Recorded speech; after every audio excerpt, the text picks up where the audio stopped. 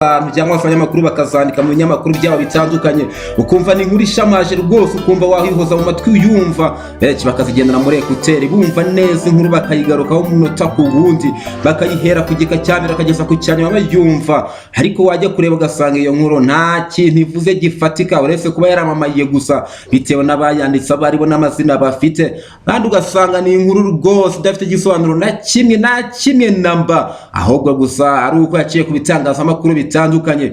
Nandese ugasanga hari inkuru zagiye zivugwa zifite aho zibogamiye bitewe n'inyungu za politike, inyungu z'umwanditsi ku ruhande rwe, nyamara kandi hari ibyagiye bikorwa n'abantu niba bavugeho nyamara byarabaye bitangaza. Nk'ubu nko mu nkuru ya Bibiliya wasanga hari inkuru zigimwe gusa, hari inkuru ya Yesu Kristo abigishwa be, ugasanga na zimwe wenda zari ingenzi kuzumva ariko utarabonye uko uzumva bitewe n'uko abazikubarira batazikubwiye. Uyu mwana nibwo naje nge nkugezeho inkuru y'umugabo wavuzwe mu mateka ariko akavugwaho gake cyane, Pilato, Ponsiyo Pilato. Iri zina ubwaryo Pilato uzaryumva hakeya mu binyejana by'ubu no mu byabanje, kubera ko kumva umwana wiswe Pilato rwose nagahoma muzana kanzaganya, ni ibibazo gusa waba umuteje. Abantu bamutuka bati kiriya gihararumbo, kiriya kintu kishe Yesu, ntibatekereze yuko ari n'umwana muto wavutse Yesu ataravuka gusa kuko uvuze izina Pilato. Uyu munsi ngiye kugaruka ku mateka ya Ponsiyo Pilato, ngiye kubasomera nabike mu kinyamakuru Ani War, wanabisoma kandi muri filime mbarankuru The Hurricanes One, cyangwa se ukaba warabisoma muri Pontius Pilate. Byose wabibona ubishatse ugashira ku butu ugasoma ukegera inyandiko ugacukumbura ugacurika amakaramu nawe ugasesengura ugatanga inkuru za nyazo, apana bya bindi by'ibihuha. Pilato nk'umunyagasuzuguro w'umwemera gato ni muntu ki uyu nguyu? Abantu bakunze kumwibazaho byinshi, ese yabayeho mu mateka ya ryari? Ese ubundi uyu mugabo uretse kuba tumuzi ko yakubise Yesu cyangwa se akamutanga kubitwe, ubundi n'ibiki bindi bimuvugwaho? Hari ababona ko ari umutagatifu, abandi bakabona ko yari afite inenge zose zo muri kamere y'umuntu, ko ari umunyapolitike wari witeguye gutanga umuntu umwe kugira ngo amahoro ahinde. Waba wemera ibyo bitekerezo cyangwa utabyemera, Ponsiyo Pilato yigize ikirangirire bitewe n'ibyo yakoreye Yesu Kristo. Pilato yari muntu ki? Niki tumuziho? Nidusobanukirwa neza umwanya yari afite, biratuma turushaho gusobanukirwa ikintu gikomeye kurusha ibindi byabaye ku isi. Mwami w'abami wa Roma Tiberio yagize Pilato umutegetsi w'intara ya Yuda mu mwaka wa 26 mbere y'ivuka rya Yesu Kristo. Bene abo bategetsi kandi bakomoka mu butware. Abo batware bagendera ku mafarashi bari imfura zo mu rwego ariko rwo hasi ruciriritse, bakaba bari batandukanye rwose n'imfura zavutse mu miryango y'ibwami zavugamo abatware bakuru b'ibwami. Pilato ashobora kuba yaratangiye umurimo wa gisirikare ari umutegetsi wo hasi, akagenda azamurwa mu ntera bitewe n'ibyo yakoraga, aza kuba umutegetsi w'intara atarajya n'imyaka 30. Imyambaro ya gisirikare ya Pilato igomba kuba yari igizwe n'ikanzu y'uruhu n'icyuma gikingira igituza, naho imyambaro ya gisivili igomba kuba yari igishura cy'umweru gifite umusozo w'isine.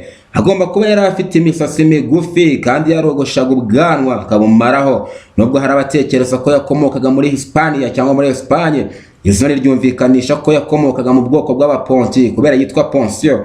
Bari imfura zikomeye mu bantu bitwaga abasamite, bari batuye mu majyepfo y'Ubutaliyani.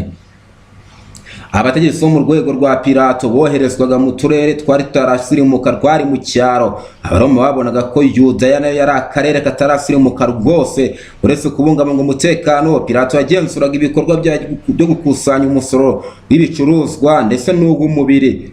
Ibibazo by'imanza bya buri munsi byakemurwaga n'inkiko z'Abayahudi, ariko ko bigaragara ibyaha byasabaga igihano cyo gupfa byashyikirizwaga umutegetsi w'intara wari umucamanza mukuru. Pilato n'umugore we bari batuye mu mujyi ku cyambu cya Kayisariya, akaba yari afite abakozi bake barimo abanditsi, abashushanyaga nabo yatumaga hirya no hino. Pilato yayoboraga imitwe 5 y'abasirikare bagenza amaguru bari mu mutwe umwe, ukaba urimo ingabo ziri hagati ya 500 n'igihumbi, hamwe n'umutwe w'ingabo zagenderaga ku mafarashi wari urimo abasirikare 500. Abasirikare be bari bafite akamenyero ko kumanika abicaga amategeko bose. Mu gihe cy'amahoro abantu bicwaga bamaze kuburanishwa, ariko mu gihe cy'imyivumbagatanyo abigomotse bahitaga bicwa ako kanya ari benshi. Urugero, Abaroma bishe abacakara 6,000 kugira ngo bacubye imyivumbagatanyo yari iyobowe na Spartacus. Iyi filime murayizi, Spartacus.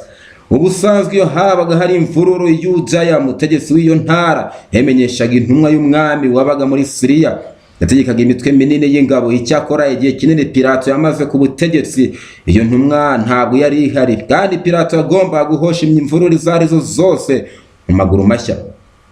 Abategetsi b'intara bavuganaga n'umwami buri gihe, ibibazo byabo bakaza bakabikemura. Ibibazo bifitanye isano n'icyubahiro cy'ubwami cyangwa ikintu cyose cyari kibangamiye ubutegetsi bwa Roma cyagombaga gutangirwa raporo, kandi umwami yahitaga aca amateka.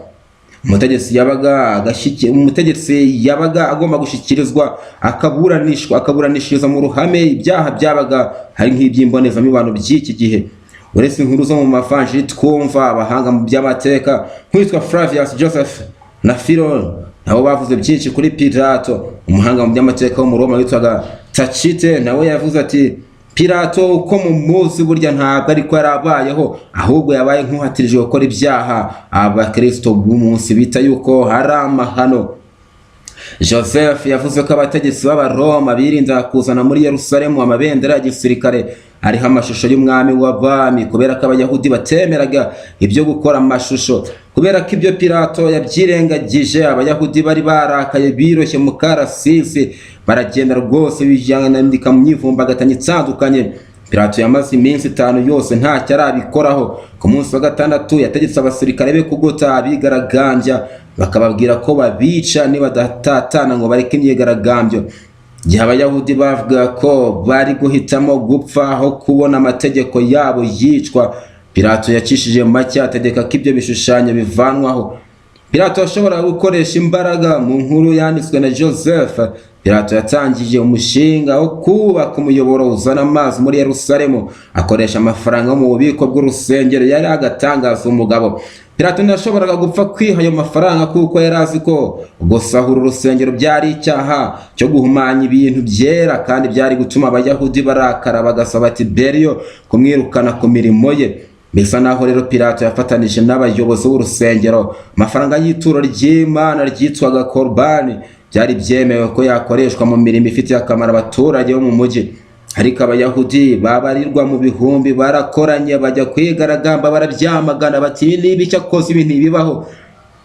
Pilato yategetse ingabo zirara mu baturage bari aho ngaho, zirabakubita inkoni nyinshi abigaragambya gukoresha inkota. Uko bigaragara yashakaga kuburizamo imyigaragambyo nta bantu bapfuye. Ibyo bisa naho byatumye agera ku cyifuzo cye. Yashakaga yuko abantu bareka kwigaragambya, kandi koko byarabaye bari kumyigaragambya nta maraso.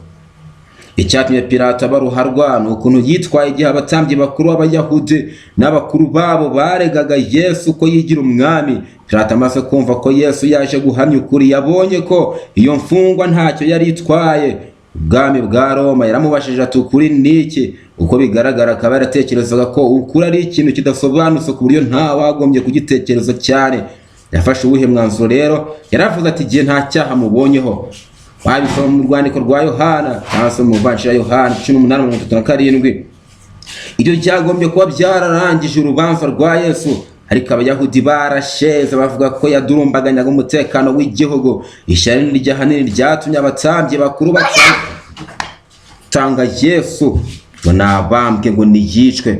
Nanone kandi yarazi ko kurekura Yesu byari gutuma habaho imidugararo, kandi cyari ikintu yifuzaga kwirinda. Hari harabayeho imidugararo myinshi, kuko Baraba n'abandi bari bafunzwe bazira kugandira ubutegetsi n'ubwicanyi. Byongeye kandi amakimbirane Pilato yari yaragiranye n'Abayahudi mbere yaho yari yaratumye agira amanota mabi kwa Pilato Tiberio. Umwami Tiberio wari uzwiho kutababarira ubutegetsi b'intara yitwaga, ariko nanone kwemera by'Abayahudi bamusabaga byari ubugwari. Bityo rero Pilato yari yaheze mu cyeragati.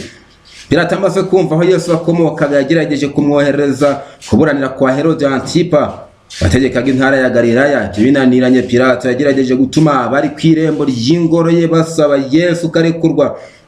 Nihuje n'umugenzo wariho wo kurekura imfungwa kuri Pasika, ariko iyo mbaga y'abantu yarasheze isaba ko barekura Barnaba nako Barabas. Pilato ashobora kuba yarifuza gukora biruhijeho cyane, ariko nanone yifuza kurwana ku mwanya we no gushimisha rubanda. amaherezo atekereje ko akazi ke kari ingenzi cyane kurusha umutima nama we n'ubutabera. Yasabye ko bamuzanira amazi akaraba intoki, arangije avuga ko amaraso y'uwo muntu yari amaze gukatira urwo gupfa ataramuriho. Nubwo Pilato yemera ko Yesu ari inzirakarengane, yategetse ko bamuburanisha nandese abasirikare bakamukubita rwose bakamushinyagurira, kumukubita no kumwishyira amacandwe.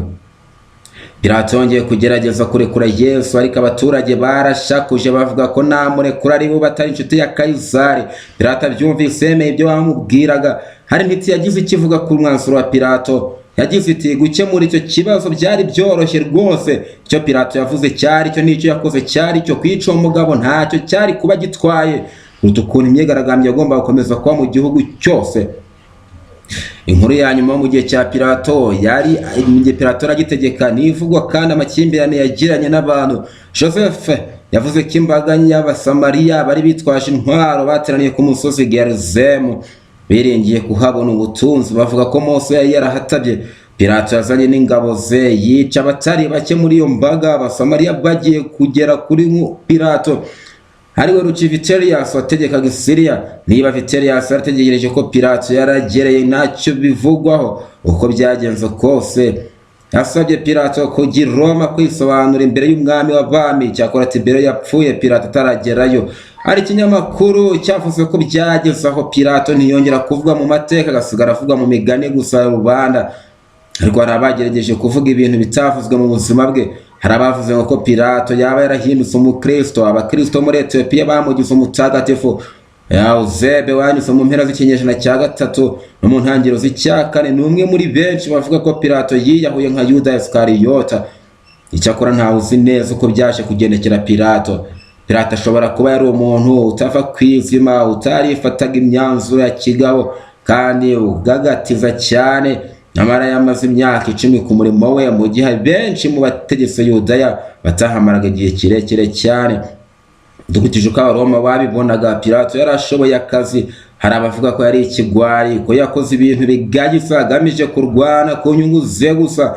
Yemera ko Yesu ababazwa urubozo kandi akitwa. Abandi bavuga ko icyo Pilato yarashinzwe mbere na mbere atari ugushyigikira ubutabera, ahubwo yarashinzwe kubumbatira amahoro no guteza imbere inyungu z'Abaroma.